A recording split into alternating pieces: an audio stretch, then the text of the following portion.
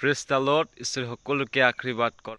সিদিনাখন ধূপধাৰাত ষ্টুডিঅ'ত মই এটি গস্পেল মিউজিক বনাবলৈ দিছিলোঁ। সেই মিউজিকটো সম্পূৰ্ণ হৈছে।